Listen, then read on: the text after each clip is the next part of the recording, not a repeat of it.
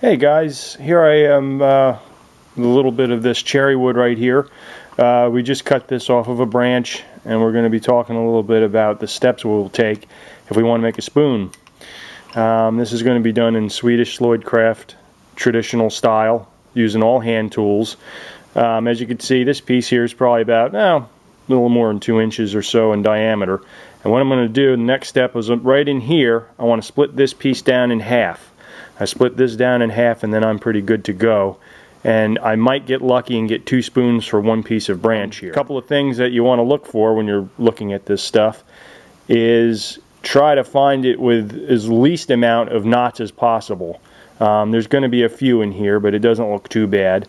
The other thing is this is still green wood. It's still pretty green timber. When I cut into this, it'll still have moisture content, and it'll give me a little bit more ease to cut and carve with. That's the key to this. If you're going to do this with hand tools, you want to have a piece of material here that's easy to make shavings with, easy to use the hatchet with, easy to use the Sloyd knife with, and that's going to help you a lot. You can do this with dry wood, but it's going to be a lot more muscles you're using, a lot more pushing with the knife, and a little bit more work than you need to. So here we have this split already. I'm doing all my own camera work here, so I'm not going to be able to show you a lot of the action moves. So I'm just kind of showing you in broken up steps. So what I did is I took a hatchet and just a hammer and just split this down. It wasn't that bad. It's not real heavy. You want to look for knots. You want to look to make sure it hasn't been sitting out in the snow and rain and getting all kinds of little wormholes and bug holes in it, because that's not going to pass off too good to a friend or a family member, giving them something with a bunch of bug holes in it, especially if you're going to be eating with it. So a lot of the times you probably see me use smooth sumac. I always stress that it is smooth sumac and it's not the poison variety. I've actually eaten with a couple of those spoons I've made so far, and I've only been to the hospital 10 times, so I'm no worries, everything's good. It's fine wood to use. It's beautiful grain. But anyway, we have this piece split.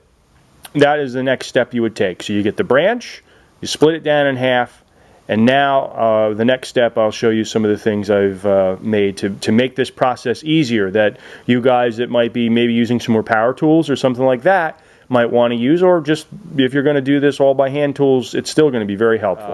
Okay. Luckily, by trade, I'm a graphic designer, and I am able to do some illustration work.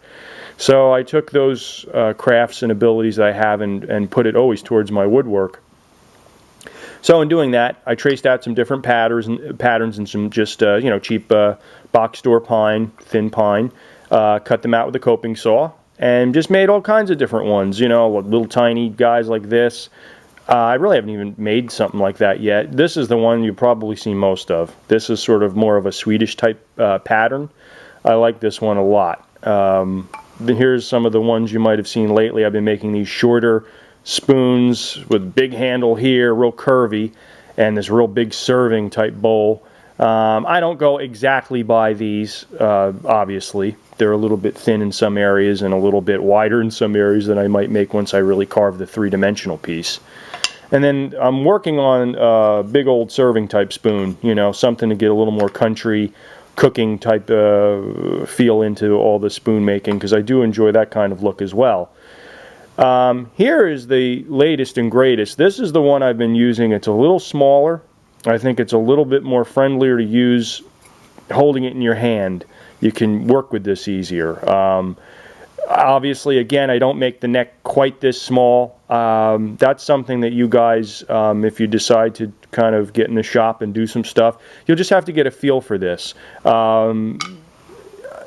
That's the whole part of doing this with hand tools.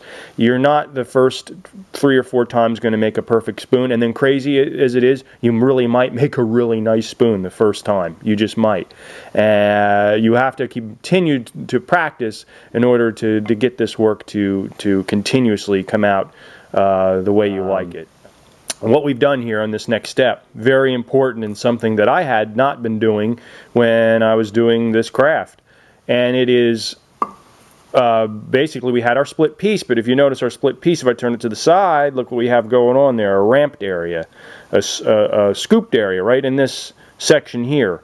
What I'm doing that I had not done in the past is I'm setting that area up so If we have a spoon, okay, I know this is a pretty primitive looking spoon, but we have that whole action beginning. Okay, so our next step has been done.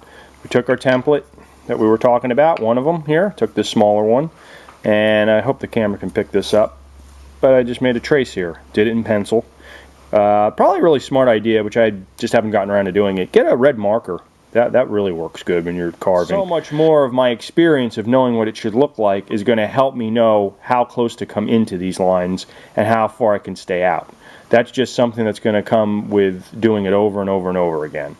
So don't literally, if I'll zoom up here, this is a very thin neck.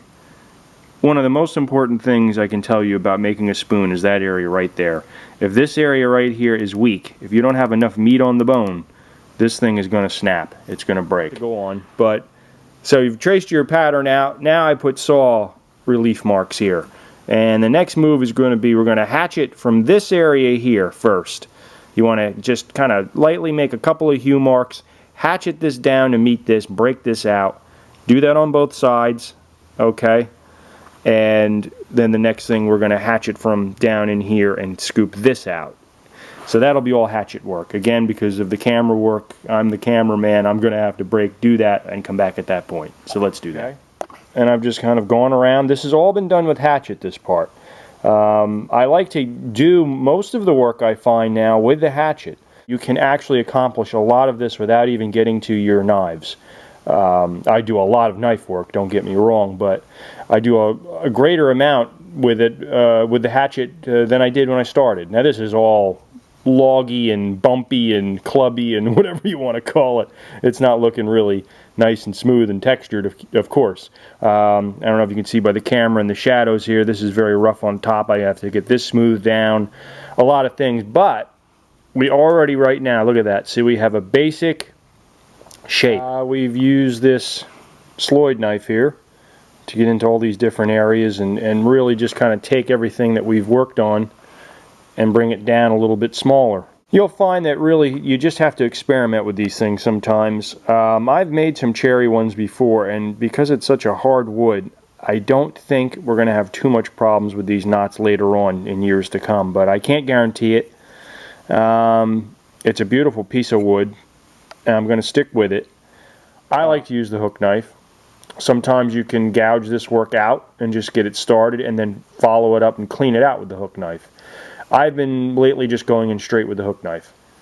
That centered area in there where my finger's pointing, that's the pith. You always want to get that out. Doesn't have, I mean, basically right now you're pretty good. You just want to take a little bit more out of there. You want to get that pith out, because what's going to happen is that pith is where all the cracks in wood start. You can see here, that's pretty well good. And here's the spoon. Took some time, it was hard work, but very enjoyable. Got in here with our hook knife, got all this scooped out, went in here with our pencil and drew a little cool design just to add some design work to it. Still a little rough wood here because of some of the knots and things like that. We'll go over that again with some sandpaper. This has already had its initial sanding, and I put some flaxseed oil from the health food store on it just to give you an idea of how it will really come out. It'll add a little nice golden hue to it. So it just takes time. This is definitely a craft that you're not going to get the first time. And like I say, you might luck out and get a few nice ones right off the top of the right off the top of the game. You might just get one of these and it'll look great. But to get all the curves and get everything you really want to try to do, you got to do a whole bunch of these. You gotta. There's the game.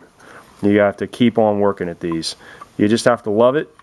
Get those curves in there, those areas where the spoon will work and fit into your hands the best. Use different woods. We've got smooth sumac here, sycamore, holly. We've got some sassafras in here. You could even go a little flatter with your bowls if you want. Doesn't always have to be as curved. Just keep working at it. I love doing it. I hope you had a good time here on this video, and I hope it helped you out. Alright guys, I hope to maybe do another blog again if you guys enjoyed this. Maybe we'll do some more spoons or some other kind of crazy mess I'll get myself into. Alright, this is JJW5858 saying so long and keep spooning.